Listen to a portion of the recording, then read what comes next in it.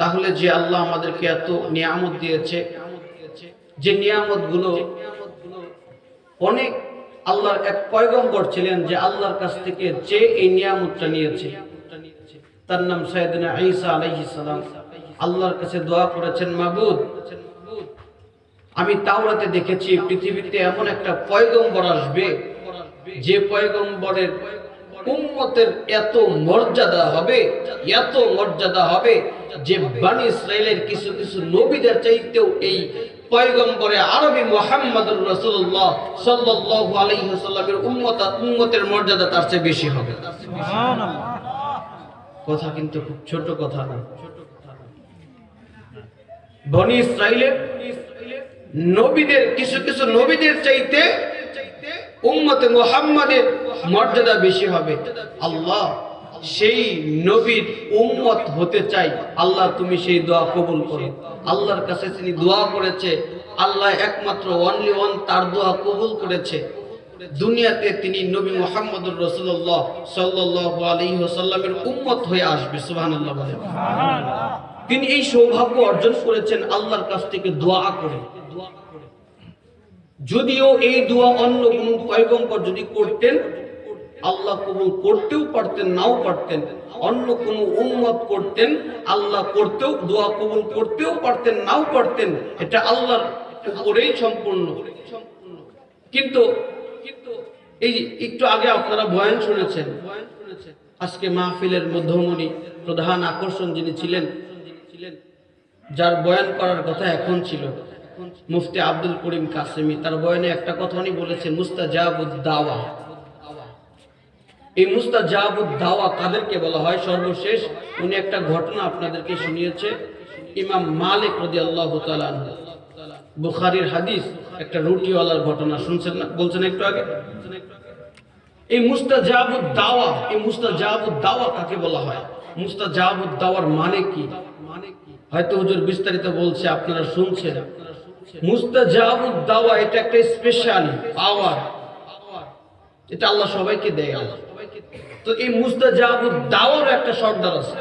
প্রত্যেকটা নবীকে আল্লাহ মুস্তাজাবুদ দাওয়া বানিয়েছে। সুবহানাল্লাহ। এই মুস্তাজাবুদ দাওয়ার ভিতরে একটা স্পেশালিস্ট মুস্তাজাবুদ দাওয়া সব, কিন্তু সবকিছুর ভিতরেও মানুষ তো মানুষই, খারাপ মানুষ, ভালো মানুষ, কিন্তু ভালো মানুষটা যিনি, ওই ভালো মানুষের একজন লিডার আছে না নাই? শরীরের যেমন মাথা, মুস্তাজাবুদ দাওয়ার একটা মাথা আছে। সবাই দোয়া করলে কবুল হবে, ঠিক। মুস্তাজাবুদ দাওয়া যে দোয়া করবে সেটাই কবুল, ঠিক। কিন্তু সব দোয়া আল্লাহ কবুল করবে না। নবীদেরকে এরকম একটা দোয়া দেওয়া হয়েছে। কয়টা দোয়া? প্রত্যেকটা নবীকে, আদম থেকে শুরু করে আমাদের নবী পর্যন্ত সবাইকে একটা স্পেশাল দোয়া দেওয়া হয়েছে। এই স্পেশাল দোয়া তুমি যে দোয়াটা করবা সেটাই কবুল হবে। সুবহানাল্লাহ বলেন। যেটা আমাদেরকেও দেওয়া হয়েছে ওই রকম মুস্তাজাবুদ দাওয়া, সেটা হাজিরা একমাত্র যারা হজ করেছে, যারা হজ করতে যায়, গেটের কাছে গিয়ে একটা দোয়া করতে হয়। হাদিস শরীফ সাক্ষী বলে, এই দোয়া যে দোয়া করবে ওই গেটে ঢুকে, যে দোয়া করবে ওই দোয়াই কবুল করবেন কে? তো প্রত্যেকটা পয়গম্বরের একটা স্পেশাল দোয়া দেওয়া হয়। আদম আলাইহিস সালাম থেকে শুরু করে আমাদের নবী সবাই দোয়াটা পাইছে, সবাই দুনিয়াতে কাজে লাগাইছে। আদম নবী কাজে লাগিয়েছে, সব নবী কাজে লাগিয়েছে। ঈসা আলাইহিস সালাম বড় মারাত্মক জ্ঞানী পয়গম্বর ছিলেন। তিনি অনেক নির্যাতনের শিকার হয়েছে। তিনাকে যখন হত্যা করার জন্য ত্রিশূলে ঝুলানো হয়, ওই সময় যদি ঈসা আলাইহিস সালাম বলতো যে আল্লাহ আমার ওই স্পেশাল দোয়া, এই দোয়া কবুল করো, আমাকে বাঁচিয়ে নাও, সরিয়ে নাও, আল্লাহ তাকে সরিয়ে নিতেন। এটা আল্লাহর ওয়াদা, হাদা ওয়াদার রহমা। আল্লাহ যে ওয়াদা করে সেই ওয়াদা খিলাফ হয়? হয় না। তো ঈসা আলাইহিস সালাম সেই মুহূর্তে এই দোয়া করে নাই। ঈসা আলাইহিস সালাম এই দোয়াটা সেই দিন করেছে, আল্লাহ আমার এই স্পেশাল দোয়াটা হচ্ছে আমি উম্মতে মুহাম্মাদি অর্থাৎ নবী মুহাম্মদের উম্মত হতে চাই, এটাই সেই আমার স্পেশাল দোয়া। সুবহানাল্লাহ বলেন। সেই দোয়াটা এভাবে কাজে লাগিয়েছে। কিন্তু জানেন, যে নবীর উম্মত হতে চেয়েছে সেই নবীটা আবার কেমন? আল্লাহু আকবার। যে নবীর উম্মত হতে চেয়েছে সব নবী তো দোয়া করেছে, কিন্তু আপনার আমার নবী নবী মুহাম্মদুর রাসূলুল্লাহ সাল্লাল্লাহু আলাইহি ওয়াসাল্লাম এই দোয়া এখন পর্যন্ত করেননি। আমার নবী কি কষ্ট কম করছে? কথা বলেন। আমার নবীকে আঘাত কম দিয়েছে? তায়েফের ময়দানে যখন দাওয়াত নিয়ে গেছে, তায়েফের মানুষ কি নবীকে ভালোবাসছে? আপনাদের বাড়ি কোরআনের দাওয়াত নিয়ে আমরা আসছি না? কোরআনের কথা বলবো না? কত সুন্দর করে খাসির গোশত খাওয়াইলেন, কত সুন্দর সুন্দর রান্না চঞ্চল চঞ্চল ভাইরা খাওয়াইলেন। আমরা তো কোরআনের কথাই, কোরআনের দাওয়াত দিতে আসছি নাকি? কিন্তু আমার নবী যখন কোরআনের দাওয়াত দিতে গেছে, নবীর উপর ডাইরেক্ট কোরআন নাজিল হয়েছে, আর আমরা তো নবীর কথা নকল করে আপনাকে বলতেছি। আমাদেরকে পোলাও, রোস্ট, বিরিয়ানি, আবার যাওয়ার সময় ভাড়াও দিব, সর্বশেষ হুজুর মাফ করে কষ্ট দিলাম। কথা বলেন। কিন্তু আমার নবী যখন দাওয়াত দিতে গেছে, আমার নবীকে পোলাও, কুরমা সব খাওয়াইছে নাকি? উল্টা আমার নবীকে পাগল বলে গালি দিয়েছে, আমার নবীকে কষ্ট দিয়েছে, আমার নবীর রক্ত ঝরিয়েছে। কিন্তু আমার নবী তারপরেও ঘরে ফেরত আসে, তো সেই নবীকে ভোলা যাবে? হাজারো ব্যথা বেদনার পরে ফিরে আসনি তুমি আপন ঘরে, দিনের আলো তুমি ছড়িয়ে দিতে চলে গেলে মদিনায় মক্কা ছেড়ে। হে রাসূল তোমাকে ভুলি আমি কেমন করে, হে রাসূল তোমাকে ভুলি আমি কেমন করে। খেয়ে না খেয়ে দিন প্রচারের কাজে নিজেকে দিয়েছো বিলিয়ে, তায়েফের কাফেরেরা চিনলো না সে আলো, দুষ্ট ছেলেদের পিছু দিল লেলিয়ে। পাথরের আঘাতে ক্ষত বিক্ষত হয়ে সারা শরীর থেকে রক্ত ঝরে। হে রাসূল তোমাকে ভুলি আমি কেমন করে, হে রাসূল তোমাকে ভুলি আমি কেমন করে। ঠিক না? নিজে না খেয়ে কোরআনের কথা বলেছে। তো আমার নবী যদি ওই দোয়াটা করতো যে আল্লাহ স্পেশাল পাওয়ার আমার, এই দোয়াটা আমি কাজে লাগাবো, আল্লাহ দোয়া কবুল করতেন কি করতেন না? কিন্তু আমার ভাই, আমার বন্ধুরা, কেমন নবীর উম্মত আমরা হয়েছি! হায়রে কেমন খুশ নসিব আমাদের, কেমন সৌভাগ্য আমাদের! কখনো চিন্তা করেন নাই কেমন নবীর উম্মত হয়েছি। পয়গম্বর দোয়া করেছে, মাহবুব উম্মত বানিয়ে দাও নবী মুহাম্মদের। স্পেশাল পাওয়ার দিয়ে দোয়া করেছে, আল্লাহ কবুল করেছে। কিন্তু আপনি আর আমি আল্লাহর কাছে কোনদিন দোয়া করি নাই। আলমে আরোহে আপনার রূহ আমার রূহ, আদম থেকে শুরু করে সমস্ত পয়গম্বর সমস্ত উম্মতের রূহ একত্রিত করেছে আপনাকে দুনিয়াতে বানাবে। এই চিন্তা আল্লাহ আগেই করে ফেলেছে। আল্লাহ সব রূহ একত্রিত করে আল্লাহ সেই দিন আমাদেরকে প্রশ্ন করেছিল, আলাস্তু বিরাব্বুনাল আ'লা, হে যত রূহ আছো আমি কি তোমাদের রব নই? আমরা সবাই সেই দিন বলেছিলাম বালা, অবশ্যই। ক্বালু বালা, হে আল্লাহ আপনি আমাদের রব আর আপনি আমাদের সব। সেই দিন আমরা আল্লাহর কাছে বলেছিলাম, আল্লাহ আপনি আমাদের রব। আল্লাহ যদি সেই দিন আপনার রূহটাকে আদম নবীর উম্মত করে দুনিয়াতে পাঠাইতে পারতেন কি পারতেন না? মুসা নবীর উম্মত করে পাঠাইতে পারতেন কি পারতেন না? সব নবীর উম্মত করে পাঠাইতে পারতেন। কিন্তু আপনার রূহটাকে যত্ন করে রেখে দিয়েছে। কেমন যত্ন করে রাখছে, বড় যত্ন করে রেখে দিয়েছে। ফেরেশতাদেরকে ডেকে বলেছে, ফেরেশতারা রে, এই যে যত রূহ আছে সব আগে দুনিয়াতে পাঠায়া দাও, আর এই যে যত রূহ আছে এই সব রূহগুলোকে আলাদা করে রাখে দাও, কেননা এগুলো হবে আমার নবী মুহাম্মদুর রাসূলুল্লাহ, নবী মুহাম্মদের উম্মত করে সৌভাগ্যশীল করে আমি আল্লাহ তাদেরকে দুনিয়াতে পাঠিয়ে দেব। সুবহানাল্লাহ। আপনাকে আমাকে আল্লাহ দোয়া ছাড়া দুনিয়াতে পাঠাইছে। ওই নবী কেমন নবী, ইচ্ছা করলে দোয়া করলে দুনিয়াতে করতে পারতেন, কিন্তু নবী দুনিয়াতে দোয়া করেন নাই। 63 বছরের জিন্দেগিতে দোয়া করেন নাই। নবী ইন্তেকাল করেছেন। মুফাসসিরিনে কেরাম বলে, তাহলে নবী কেন দুনিয়াতে দোয়া করলেন না?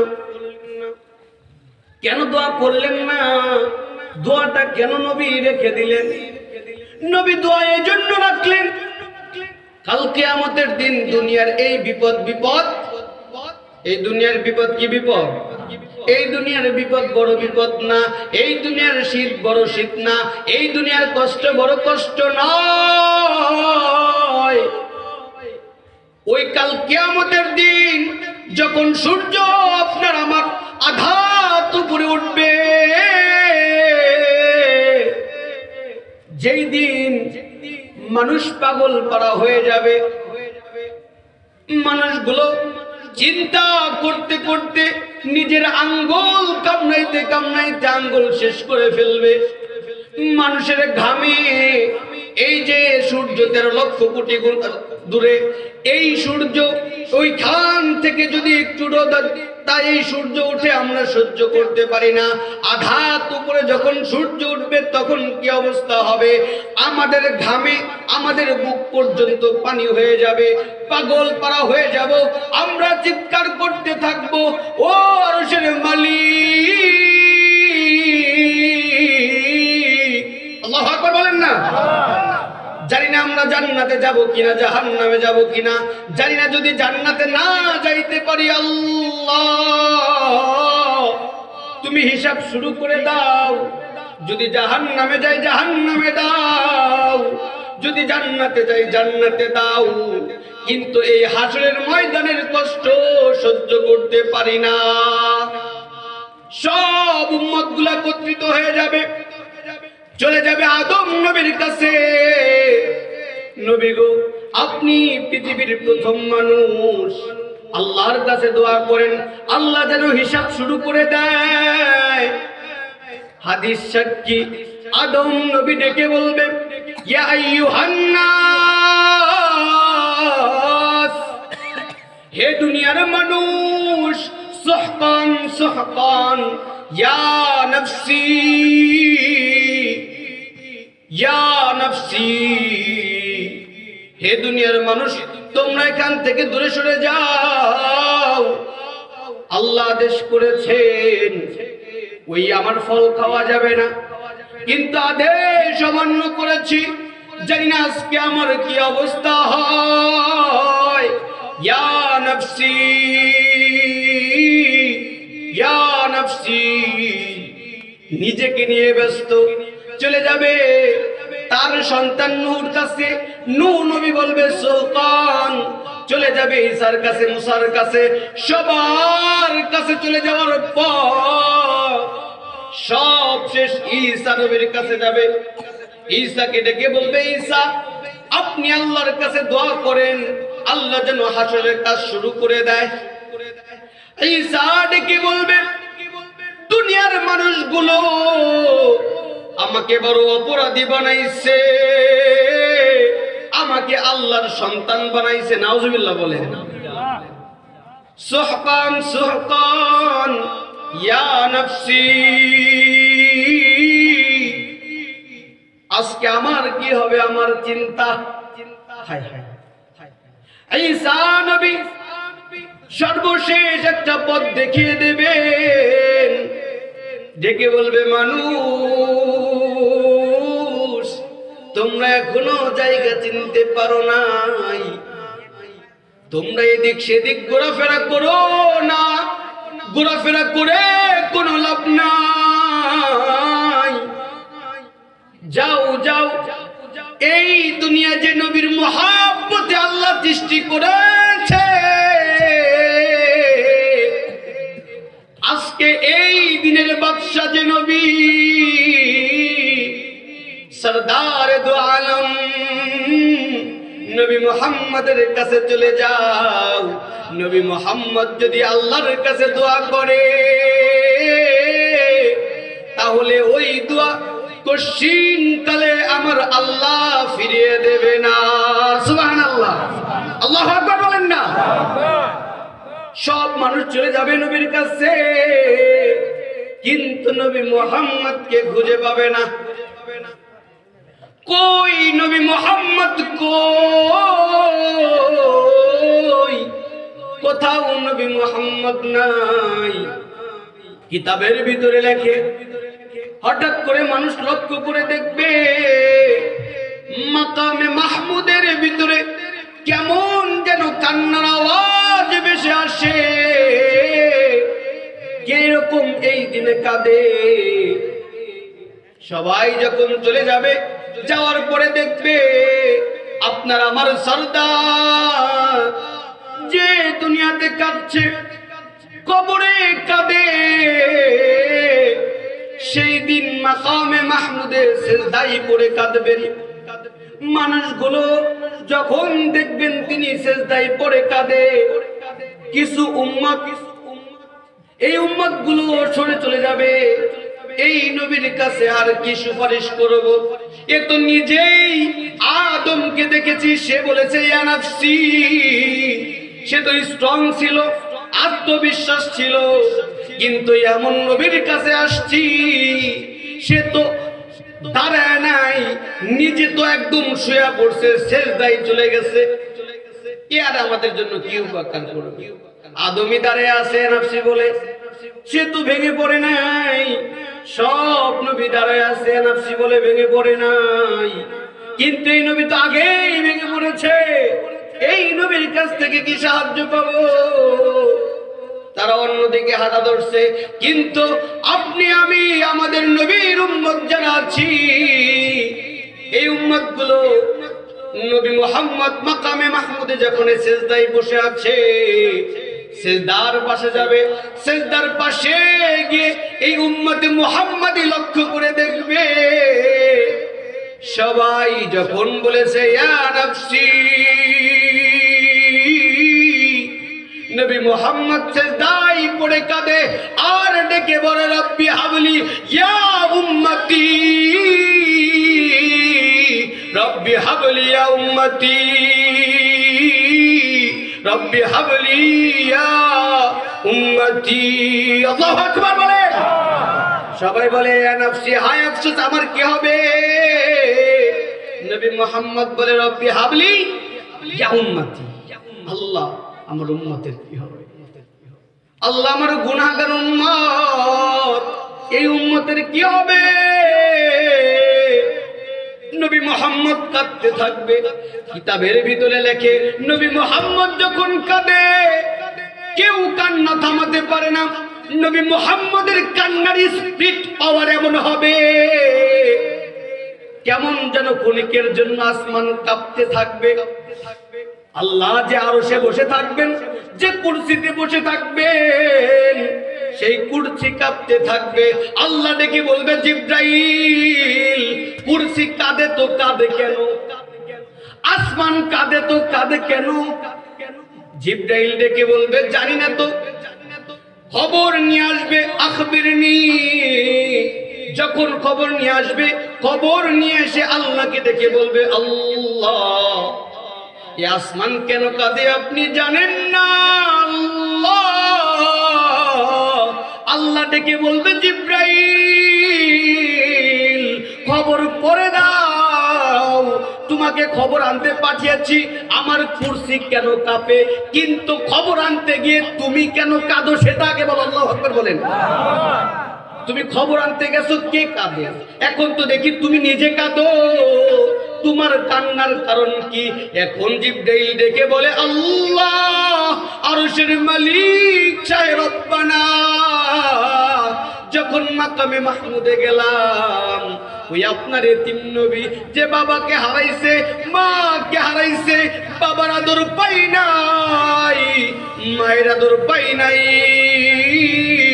দাদার আদর পাই নাই, বিশ্ব এতিম যিনি দুনিয়াতে কষ্ট করেছে, ওই নবী মাকামে মাহমুদে বসে কাঁদে। ওই নবীর কান্না আরশ কুরসি লৌহ কলম যা কিছু আছে কিচ্ছু সহ্য করতে পারে না। আল্লাহ ডেকে বলে, আমার নবী কেন কাঁদে? জিবরাইল চলে গেছে, ও নবী ইশফা রাসিক, নবী গো মাথা উঠান, আপনি কেন কাঁদেন? এখন নবী ডেকে বলে, আমি এজন্য কাঁদি, আমার গুনাহগার উম্মতদের কি অবস্থা হবে? জিবরাইল আল্লাহর মাধ্যমে ঘোষণা করে দেবে, আপনার এত কোটি উম্মতকে বিনা হিসাবে জান্নাতে দেওয়া হবে। নবী মুহাম্মদ কান্না থামাই না। কেন, আপনি কি খুশি হন নাই? নবী মুহাম্মদ বলবে, না না, ওয়াহিদুম মিন উম্মতি ইলান নার। আল্লাহু আকবার বলেন। আমার নবী ডেকে বলবে, ওয়াহিদুম মিন উম্মতি ইলান নার। কোন সংখ্যা চাই না, আমি কোন সংখ্যা চাই না, এত কোটি, এত লাখ, মিলিয়ন বিলিয়ন কোন সংখ্যা চাই না। দুনিয়াতে কষ্ট করেছি, মুস্তাজাবুদ দাওয়া আল্লাহর কাছে চাই নাই। আজকের দিনে আমার মুস্তাজাবুদ দাওয়া হলো, ওয়াহিদুম মিন উম্মাহ ইলান নার। আমার উম্মতদের ভিতরে গুনাহগার থাকবে, আমার উম্মতদের ভিতরে মিথ্যাবাদী থাকবে, আমার উম্মতদের ভিতরে নামাজ কামাইকারী থাকবে, আমার উম্মতদের ভিতরে সুদখোর থাকবে, আমার উম্মতদের ভিতরে ঘুষখোর থাকবে। যতই সুদখোর, যতই ঘুষখোর হোক না কেন, ওয়াহিদুম মিন উম্মাহ ইলান নার। আমি নবী ততক্ষণ পর্যন্ত খুশি হব না যতক্ষণ পর্যন্ত আমার একজন গুনাহগার উম্মত, ওই লোকটিও যদি জাহান্নামে যায়, আমি নবী ততক্ষণ খুশি হতে পারবো না। আল্লাহু আকবার বলেন না। ওয়াহিদুম মিন উম্মতি ইলান নার। আমার যত গুনাহগার উম্মত হোক না কেন, আজকের দিনে আমার মুস্তাজাবুদ দাওয়া, আমার গুনাহগার উম্মত যে সবচেয়ে গুনাহগার, ওই গুনাহগার উম্মত যদি জাহান্নামে যায়, আমি নবী খুশি হব না, আমি নবী মাথা উঠাবো না। আমার আল্লাহ ডেকে বলবে, ও নবী ইশফা, আপনি শুধু সুপারিশ করেন। দুনিয়াতে কাঁদছেন, আজকের দিনেও আপনি কাঁদবেন নবী না, আজকের দিনে তো আমি আপনাকে কাঁদতে দেব না। ইশফা, শুধু একবার সুপারিশ করেন না। বন্ধুর খেলা দেখেন, উম্মতের জন্য আপনার মায়া লাগে, তাই না? উম্মতকে তো বানান নাই, আপনার মায়া এত বেশি, তাহলে আমি আল্লাহ এই উম্মতকে নিজের হাতে বানাইছি। আল্লাহু আকবার বলেন না। এই উম্মতকে বানাইছে কে? আল্লাহ। আপনাকে বানাইছে কে? আমাকে বানাইছে কে?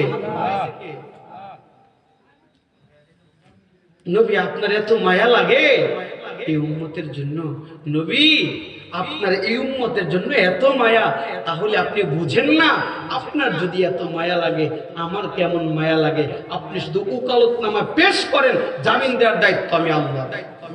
আমি আল্লাহ তো বসে আছে জামিন দেওয়ার জন্য, শুধু সুযোগ খুঁজি, সুযোগ।